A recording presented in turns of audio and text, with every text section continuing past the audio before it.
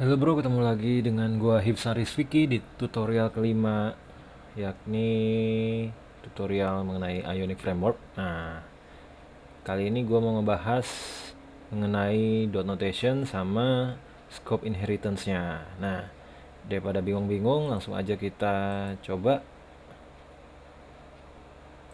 ngebuat parent dan child untuk controllernya. Jadi lu nanti bisa otomatis lihat. Nah, kita masuk ke ionicframework.com, masuk ke bagian documentation, habis itu cari CSS komponennya. Di bagian CSS komponen, lu cari forms dan cari untuk form yang membentuk 3 field seperti ini. Lu copy, lu masukin ke bagian konten. Ini buttonnya dihapus dulu, gua paste di sini.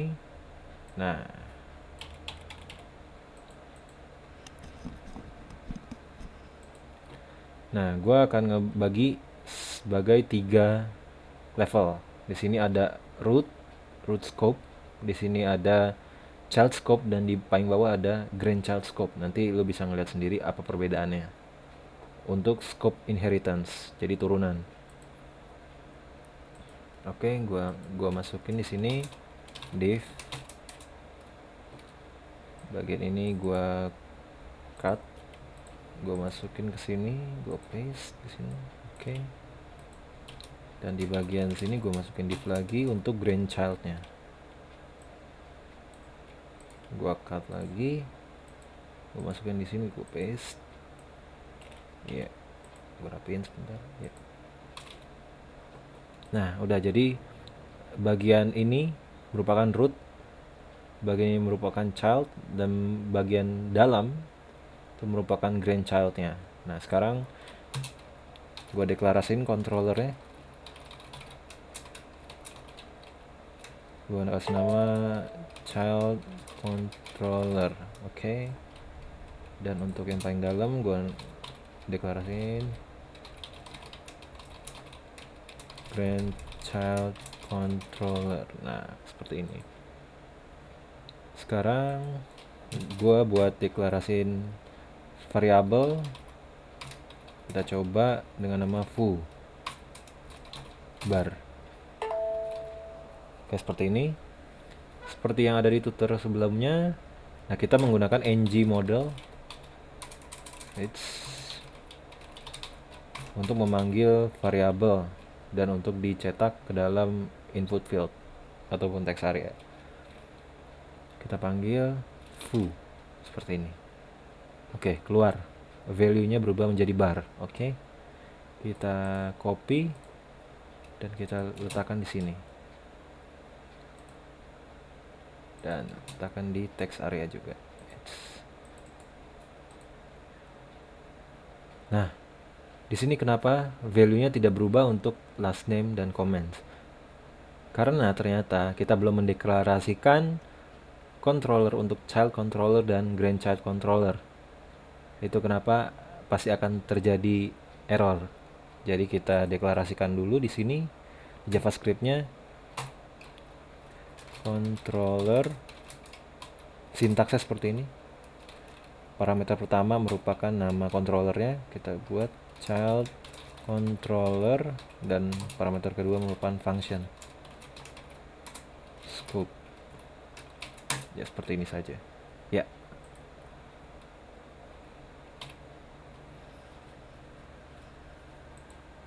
Ini.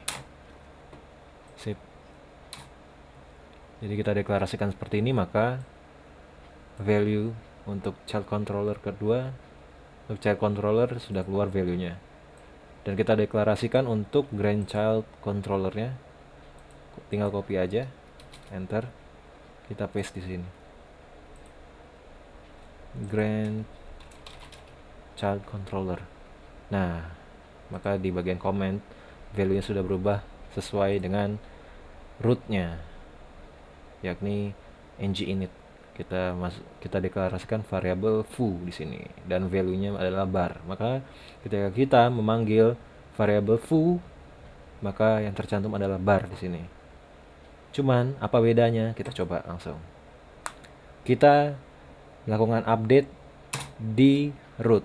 Oke, kita masuk ke preview aja biar lebih gampang lihatnya. Nah, ini kita inspect dengan menggunakan ng inspector.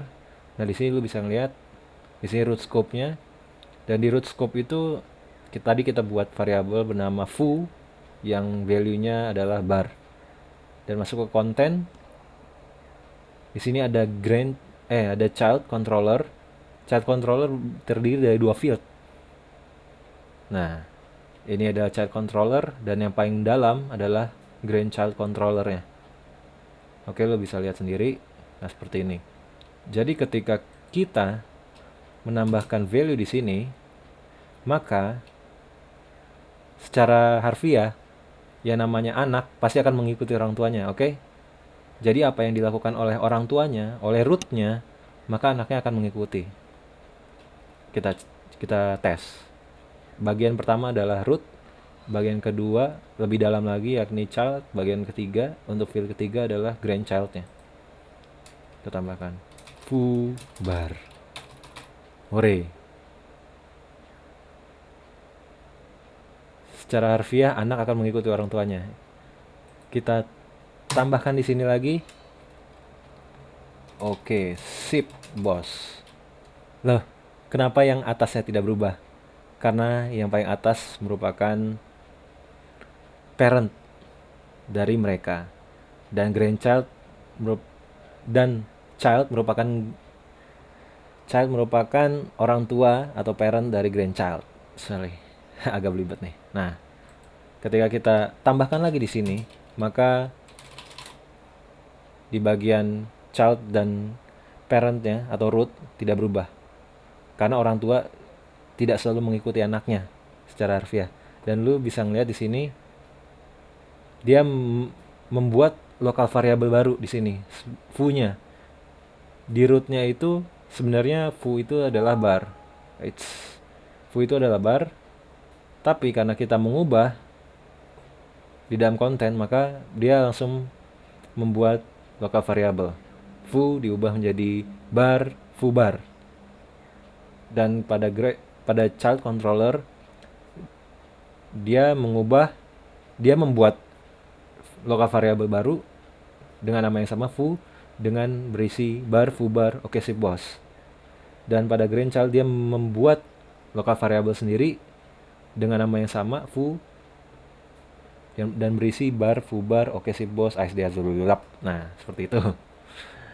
Jadi ini kelihatannya seperti broken ya, seperti apa nih, bug kali ini, bug gitu kan. Ini bukan, ini namanya prototipe pada JavaScript.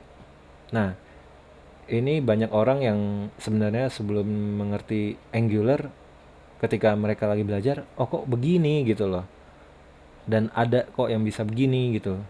Nah, ini kebanyakan orang yang belum ngerti itu pusing di sini. Nah, sekarang gimana kita bisa memecahkan solusi ini biar ketika kita mengetikkan dimanapun, misalnya entah di root, entah di child atau di grandchild, semuanya akan berubah karena tidak terbatas pada inheritance. Nah, kita hide dulu, kita kembali lagi. Edge hilang, sorry, bentar. Gua inspect dulu. Gua control U maksudnya. Aduh. Nah, wah, lalu sorry tadi hilang. Di bagian sini gua copy. Soalnya dia ketika gua back, dia langsung kembali ke new. Nah, seperti ini. Gua malas ngetik-ngetik lagi. Gua paste aja di sini. Save. Nah, ya seperti ini. Udah kan? Ya, berarti gua buat lagi controllernya.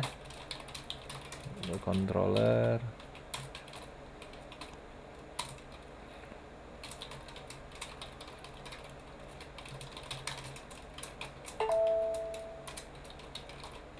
Function scope.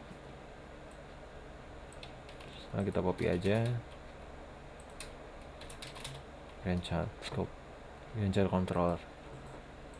Oke, udah. Nah, ini gunanya dot notation. Nah, ketika gua ngebuat ng-init ini sebagai dot notation, app, kita ikuti dengan nama app-nya di depan, app, maka ng-initnya adalah app.foo sama dengan bar. Ketika model ini dipanggil dengan app.foo dan app.foo di sini, kita preview dengan cara open link in new tab. Maka ketika kita menuliskan apapun di sini ataupun di ketiga fieldnya, maka semuanya akan berubah. Foo bar. Oke. Kita tambahkan sekarang di sini. Oke, sip, bos. Sekarang kita tambahkan di sini. Dan nah, saya seperti ini. Ketika kita lihat di ng inspector, maka di sini child controller dan grandchild controller tidak membuat lokal variabel baru. Karena yang berkontribusi di sini adalah root scope-nya, yakni app. Jadi ketika root scope-nya dirubah, app-nya dirubah, maka semuanya akan mengikutinya. Tidak juga parent-nya, tidak juga child-nya, tidak juga grandchild-nya gitu maksudnya. Jadi semuanya pasti mengikuti. Karena yang dirubah adalah app-nya, bukan variabelnya. Oke? Ngerti sip? Ngerti bos? Oke. Sekian dulu video dari Ane. Jika ada salah-salah atau kurang-kurang, mohon dimaafkan. Ane hanya membagikan ilmu yang bermanfaat, walaupun Ane juga nggak jago-jago banget ngodingnya. Oke, see you in the next video. Bye. Dan terus belajar, oke? Sip. Bye.